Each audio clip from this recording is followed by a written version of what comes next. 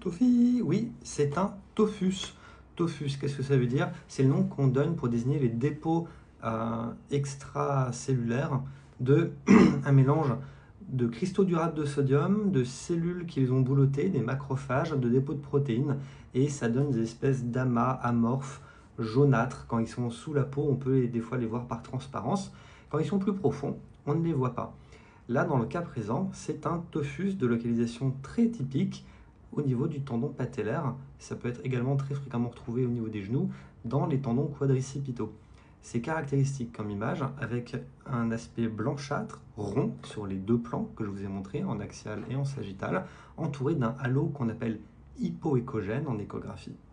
Alors, c'était pas une mauvaise idée, les gens qui ont proposé une rupture partielle du tendon patellaire, un jumper's knee encore une fois en quelque sorte, sauf qu'il y a plusieurs choses qui n'allaient pas. Déjà, je vous ai expliqué que le patient il avait des douleurs importantes du genou, un épanchement articulaire apparu spontanément et d'un seul coup, et que c'est un patient sédentaire. Aussi sur l'image, c'est rond, c'est pas une fissure. Pour mieux analyser l'image, il faut voir qu'on est à l'intérieur du tendon, pas dans la graisse de Hoffa, pas dans une bourse.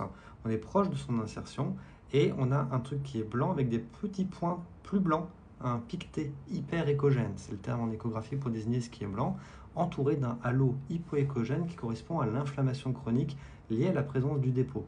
À cet endroit-là, c'est honnêtement très caractéristique. On pourrait évoquer d'autres types de dépôts microcristallins, mais en réalité, il n'y a pas vraiment d'alternative. Les anthésophytes, les calcifications linéaires à l'insertion des tendons ne ressemblent pas à ça.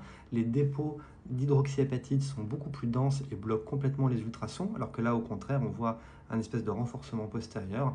Les dépôts de pyrophosphate de calcium ne forment pas des gros amas ronds comme ça. Bon, alors là, les gens qui suivent vont me dire, mais Antoine, le tophus goutteux, ça ne fait pas mal.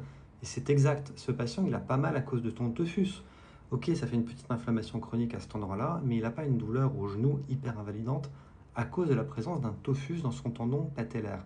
Il a mal parce qu'il fait une crise de goutte. Cette crise de goutte, elle peut survenir bien avant la survenue de la goutte tophacée. Sauf que si on a quelqu'un qui a un genou qui est gonflé spontanément, très douloureux, chaud, et qui a en même temps des tophies, donc des dépôts en rapport avec une goutte chronique, bah ça veut dire qu'il a très certainement une crise aiguë de goutte qui correspond à l'inflammation aiguë de l'articulation à cause de la présence de ces fameux microcristaux d'urate de sodium à l'intérieur.